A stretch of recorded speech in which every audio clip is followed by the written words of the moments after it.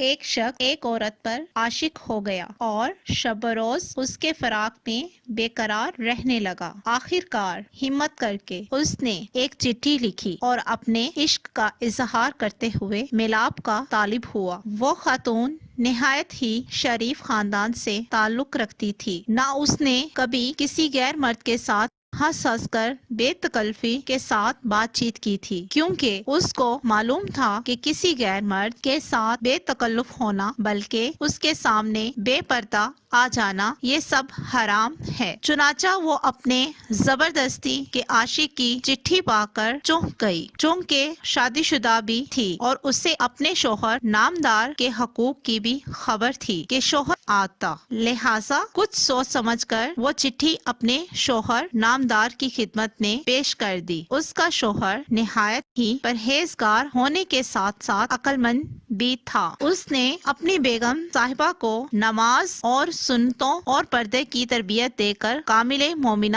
بنایا تھا۔ اسے اپنی زوجہ پر پورا اعتماد تھا، دونوں ایک دوسرے سے بالکل خوش تھے اور ازدواجی زندگی نہایت ہی خوشگوار تھی۔ حسن اتفاق سے وہ ایک مسجد میں امامت بھی کرتا تھا، لہٰذا اس چٹھی کے جواب میں اپنی زوجہ ہی کی معرفت اس نے یہ جواب دلوایا کہ پہلے فلاں مسجد میں فلاں امام کے پیچھے متواتر 40 روز 5 وقت بعد جماعت نماز ادا کرو، پھر آگے دیکھا جائے گا، مرتا کیا نہ کرتا۔ بیچارہ عاشق جو ٹھہرا، اس نے شرط منظور کر لی اور پابندی سے نماز باجماعت شروع کر دی۔ جوں جوں دن گزرتے گئے، نماز کی برکتیں اس پر آشکار ہوتی چلی گئیں۔ جب 40 دن گزر گئے تو اس کے دل کی دنیا ہی بدل چکی تھی۔ چنانچہ یہ پیغام بھیج دیا: محترمہ، نماز کی برکت سے میری آنکھ کھل گئی ہے۔ میں معاذ اللہ حرام کاری کے خواب دیکھتا تھا، لیکن اللہ کے کروڑ شکر کہ اس نے مجھے تیری محبت سے چھٹکارا عطا کر دیا اور اب میرے دل میں اپنے رب کی محبت موجیں مار رہی ہیں۔ الحمدللہ، میں نے تیری محبت اور اپنی بدنیتی سے توبہ کر لی ہے اور تجھ سے معافی کا طلبگار ہوں۔ جب اس نیک خاتون نے اپنے شوہر کو یہ پیغام سنایا تو نیک مرد ایک بگڑے ہوئے اسلامی کی اصلاح کی خوشخبری پا کر مسرت سے جھوم اٹھا اور اس کی زبان سے بے ساختہ